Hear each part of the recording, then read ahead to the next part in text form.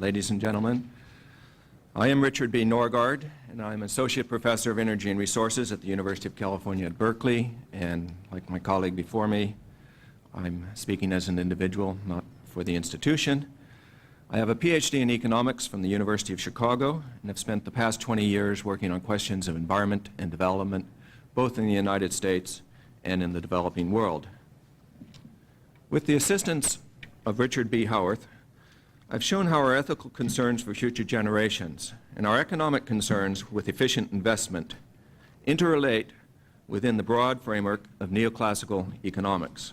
We have published extensively in the academic literature, and I explored the theoretical and practical implications of our approach in the World Bank during the first 5 months of this year. The issue of climate change clearly identifies a flaw in how economists analyze long-run ethical questions and how economists advise the political process. We should make moral decisions about the climate rights of future generations and let the economy follow.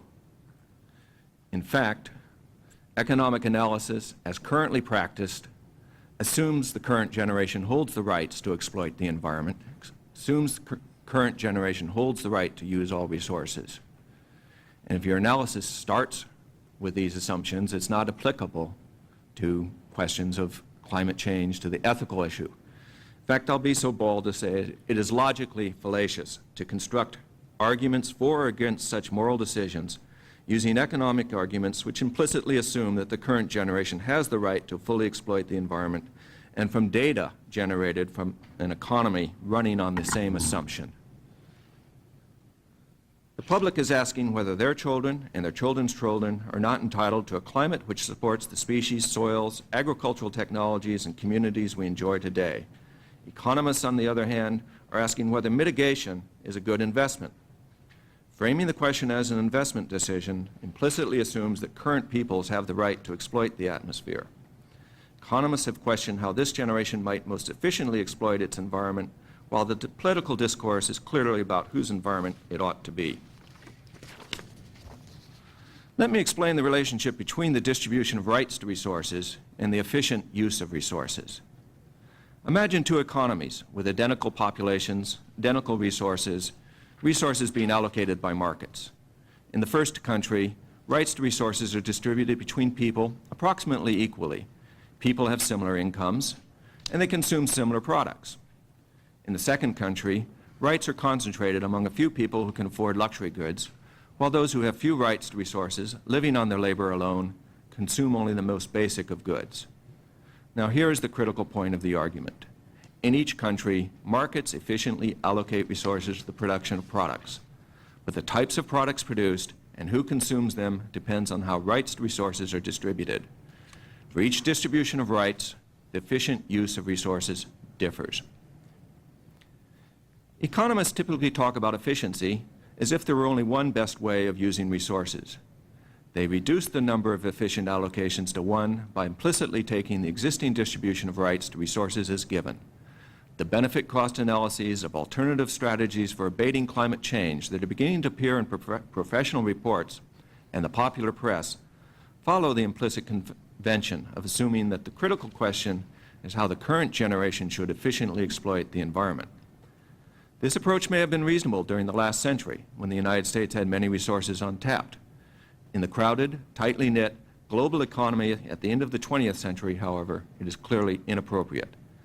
Yet economists continue their conventional approach of not worrying about the rights of future generations because economists still believe that technology will make the future generation increasingly better off.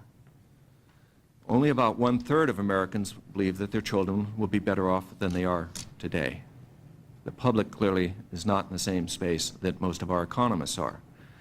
Now, technology is certainly one of our best hopes, and there's no question that we have to push technology. But just as certainly, we need to decide what kind of a future we want to have so that appropriate technologies get us there. Economic reasoning can incorporate alternative distributions of rights. At the same time, it is important to keep in mind that economic reasoning cannot determine what the distribution of rights should be. The people, through their elected representatives, must address the moral question as to whether future generations should have rights to a climate approximately like the climate of today. When that decision is made, economic reasoning can be used to efficiently allocate resources between uses. The appropriate framework implies a new relationship between politics and economics. Historically, Congress has asked economists to help narrow the range of choices they face by eliminating projects and policy options whose benefits are less than their costs.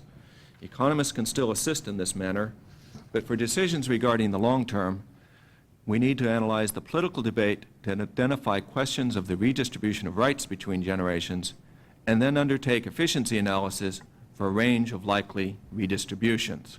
In other words, economists should no longer be giving the one right answer.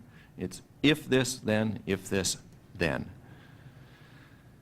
Those economists who have begun to acknowledge the threat of climate change are advocating an adaptionist strategy. We have no disagreement with this approach, but do want to point out that the relative efficiency of different projects for mitigating climate change and the best time to initiate them depends on the future we are trying to achieve. The efficient timing and mix of energy conservation, solar technologies, tree planting, safe nuclear if we can get it, will depend on the rights we assign to future generations, not vice versa. If Congress indeed decides that future generations are entitled to a climate approximately like the one we enjoy, it will be efficient to conserve more fossil fuels relative to the current situation where their rights are not protected.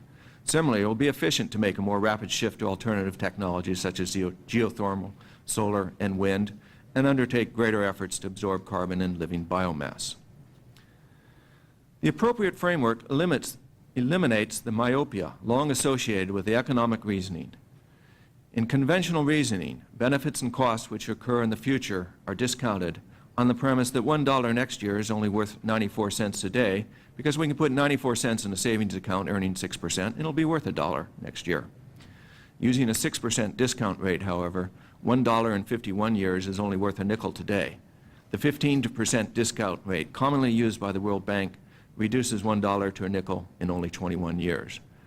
The appropriate economic framework distinguishes between decisions to redistribute rights and decisions concerning the efficient use of resources given a distribution of rights. The decision to protect the rights of future generations will surely benefit them, but the benefits they experience in the future are not discounted and weighed against the cost just this generation will experience by granting such rights. It makes no sense to discount the objective we are trying to reach. This is exactly analogous to a decision with respect to civil rights. Economic calculations and weighing are inadmissible during political debate over civil rights because equity or moral criteria are considered not only to be more appropriate, but are thought to be higher values.